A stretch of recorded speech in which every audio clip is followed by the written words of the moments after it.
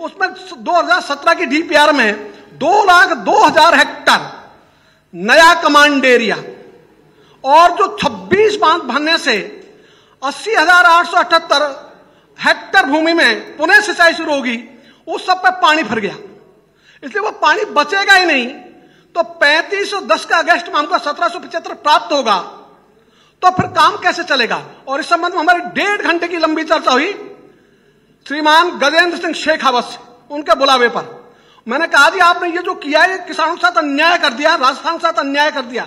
आप हमारा पक्ष नहीं लेते, राजस्थान का न्याय तो करते हैं, और न्याय करने में भी आपने हमारे साथ उस कदम नहीं उठाया, सार्थक कदम नहीं उठाया। उनका मेरी गारंटी है हम 1775 में से 2464 में पूरे राजस्थान को उतना ही पानी दे देंगे। तो मैंने कहा आप ऐसा करो, आप एक बार चलो 13 जिलों में जहां भी आप चाहो वहीं चलो और लोगों की। तो जयपुर से इस वक्त की बड़ी जानकारी आपको दे दे, नीलेश गढ़िया ग्रुप पर आईटी छापों से जुड़ी हुई बड़ी जानकारी आपको दे दे। आयकर छापों में काले धन के लेन देन की अब यहां पर लेजर मिली है।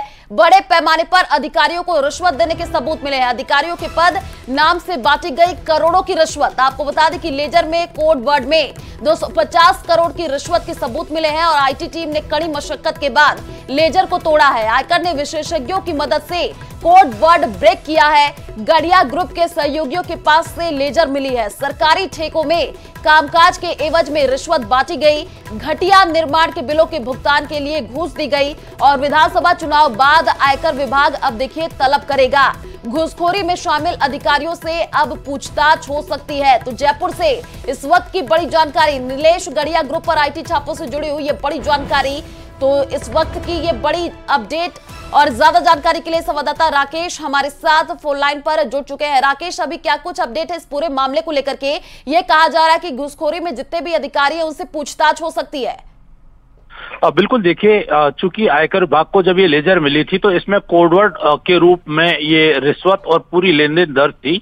तो इनकम टैक्स इन्वेस्टिगेशन की टीम ने स्पेशलिस्ट को बुलाया और उनके जरिए ये जो कोडवर्ड है इसको डिकोड किया। डिकोड करने के बाद में इसमें जो तथ्य सामने आए हैं उसमें भारी भरकम रिश्वत की राशि अधिकारियों को देने के सबूत मिले हैं। हालांकि अभी तक इसमें किसी राजनेता का या राजनीतिक दल से जुड़े व्यक्ति का नाम सामने नहीं आया है, लेकिन अधिकारियों ने जो घूस ली है वो किस काम के एवज में ली है, कितनी राशि ली है, ये तमाम साक्ष्य इसमें आयकर विभाग को मिले हैं।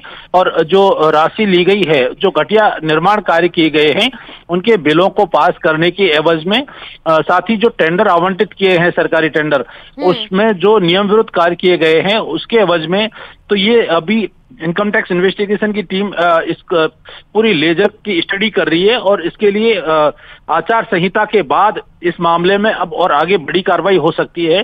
क्योंकि जो 250 करोड़ रुपए की लेन देन जो हुई है और ये जो लेजर मिली है, इसके साथ साथ उन अधिकारियों से भी और पूछताछ होगी, उन लोगों से पूछताछ होगी जिसमें ये पूरा जो सरकारी कामकाज में जिन्होंने भ्रष्टाचार में शामिल रहे हैं। चूंकि पहली बार ये इतना बड़े लेवल पर आयकर विभाग के अधिकारियों को रिश्वत की लेन देन के दस्तावेज मिले हैं, जिसमें पूरी फेहरिस्त तैयार की जा रही है और संभवतः एक बड़ा एक्शन जो है चुनाव के बाद आयकर विभाग और ले सकता है।